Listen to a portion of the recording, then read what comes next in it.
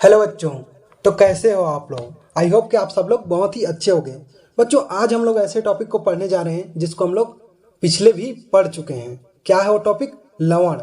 अभी लवण कैसे बनता है ये सबको पता है कि कैसे बनता है। जब हम लोग अम्ल और क्षार का क्रिया करवाते हैं तो हमें लवण और पानी बनता है। उसी लवण के बारे में हम लोग पढ़ने जा रहे हैं। तो इसके बारे में बच्चों आपको ज़्यादा बताने की ज़रूरत नहीं है, आप लोग इसके बारे में आगे ही पढ़ चुके हो। तो इसका परिभाषा क्या हो जाएगा बच्चों?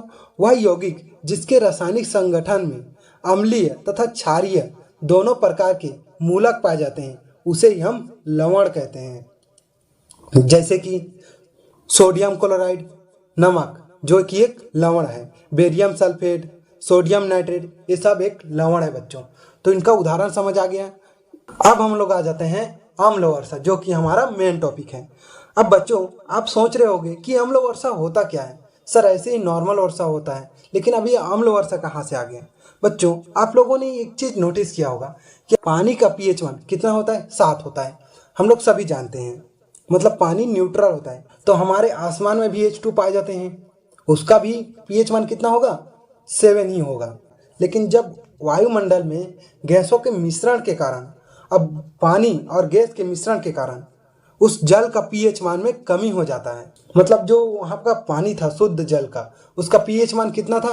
7 था, जो कि गैस के विलयन के कारण उसका pH मान कम हो जाता है।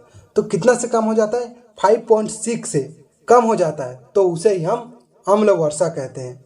अब बच्चों आप सोच रहे होंगे कि अम्ल कैसे बनते हैं ऊपर में। तो चलो हम लोग देखते हैं अम्ल वर्षा का मुख्य कारण क्या क्या है। सबसे पहले इसको जान लेते हैं। तो इनका मुख्य कारण है ईंधन के दहन से उत्पन्न कार्बन डाइऑक्साइड, सल्फर डाइऑक्साइड तथा नाइट्रोजन के ऑक्साइड। आप लोगों ने गाड़ी चलाते हो तो उसका धुआं निकलता है, उसमें carbon dioxide, sulphur dioxide, nitrogen के ऑक्साइड ये सब मिश्रित रहते हैं। या कोई भी पदार्थ, ये जैसे प्लास्टिक, हम ये सब चीज़ जलाते हैं तो उसमें भी ये सभी गैस निकलते हैं। साथ ही वनस्पतियों के सड़ने से तथा ज्वालामुखी के फटने से गैसें भी इसका एक मुख्य कारण हो सकता है। ये गैस जल में घुलकर कार्बोनिक अम्ल, सल्फ्यूरिक अम्ल तथा नाइट्रिक अम्ल बनाते हैं। अब आप कंफ्यूजन में हो गए कि सर आपने तो ऐसे ही बोल दिया, लेकिन रियलिटी में होता क्या है? तो हम लोग चलो इसको प्रैक्टिकल रूप से समझते हैं। अब हमारे पास है CO2 जो कि एक प्लास्टिक के जलने से उत्पन्न हुआ है। अब ये ऊपर गया, ऊपर में क्या है? बादल है। बादल में क्या है? पानी है, H2O। दोनों मिल गया तो क्या हुआ?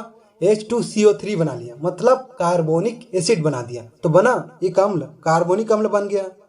अब देखते हैं सल्फ्यूरिक अम्ल कैसे बनता है। अब उसी में सल्फर डाइऑक्साइड भी उसी प्लास्टिक के जलने से निकलता है, जो कि ऑक्सीजन O2 से मिलकर सल्फर ट्राइऑक्साइड बना लेते हैं। क्या बना लेते हैं? सल्फर ट्राइऑक्साइड बना लेते हैं। अब ये सल्फर ट्राइऑक्साइड ऊपर में जाकर पानी से मिलकर सल्फ्यूरिक एसिड बना लेता है, H2SO4 बना लेता है, मतलब सल्फ्यूरिक अम्ल बना लेता है। अब उसी प्लास्टिक के दहन से नाइट्रोजन के ऑक्साइड भी निकलते हैं। अब O ऊपर जाकर H2O पानी से मिलकर नाइट्रिक एसिड बना लेता है। अब देखें कितना प्रकार का अम्ल बन रहा है। यहाँ पास कार्बोनिक एसिड बन रहा है, सल्फ्यूरिक एसिड बन रहा है, नाइट्रिक एसिड बन रहा है। अब इतने सारे अम्ल बन रहे हैं। वर्षा के रूप में जब ये धरती पर गिरते हैं तो हमारे वनस्पति तथा बड़ी बड़ी इमारतों को बहुत ज़्यादा नुकसान पहुंचता है। जैसे कि ताजमहल, लाल किला, इन सब को बहुत ही क्षति पहुंचता है।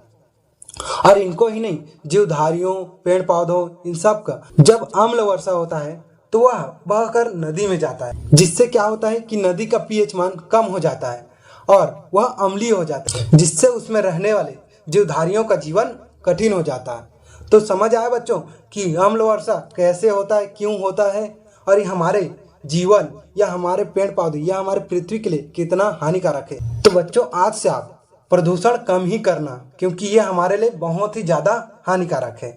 तो आज के लिए इतना ही, मिलते हैं नेक्स्ट क्लास में।